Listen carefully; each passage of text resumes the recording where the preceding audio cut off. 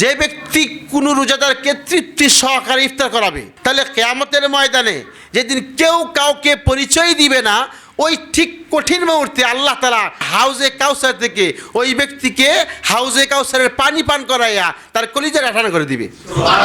তার কলিজা ঠান্ডা করে দিবে, জান্নাতে ঢুকার আগ পর্যন্ত তার কোনো পিপাসাই লাগবে না। সারাদিন রোজা রাখার পরে আমরা ইফতার করি, কি যে একটা মজা। হাদিসে আসছে, হযরত সালমান ফারসি রাদিয়াল্লাহু তাআলা থেকে বর্ণিত হাদিস, রাসূল পাক সাল্লাল্লাহু আলাইহি সাল্লাম বলেছেন, যে ব্যক্তি কোনো রোজাদারকে ইফতার করাবে, তাহলে আল্লাহ তাআলা তার গুনাহ খাতা মাফ করে দিবে, জাহান্নাম থেকে তাকে মুক্তি দিয়ে দিবে, এবং রোজাদারের সমপরিমাণ সওয়াব আল্লাহ তাআলা তার আমলনামায় দান করবে। কিন্তু যে ব্যক্তি ইফতার খাইছে তার সওয়াব একটু কমবে না। সাহাবায়ে কেরাম প্রশ্ন করলেন, ইয়া রাসূলুল্লাহ, আমরা সবাই তো আর ধনী না যে রোজাদারকে ইফতার করাতে পারবো।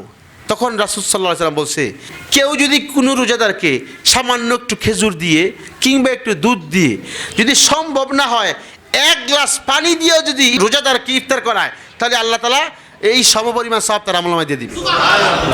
এরপরে হাদিসে আসছে, যে ব্যক্তি কোনো রোজাদারকে তৃপ্তি সহকারে ইফতার করাবে, তাহলে কিয়ামতের ময়দানে যেদিন কেউ কাউকে পরিচয় দিবে না, ওই ঠিক কঠিন মুহূর্তে আল্লাহ তাআলা আমার হাউজে কাউসার থেকে ওই ব্যক্তিকে হাউজে কাউসারের পানি পান করাইয়া তার কলিজা ঠান্ডা করে দিবে।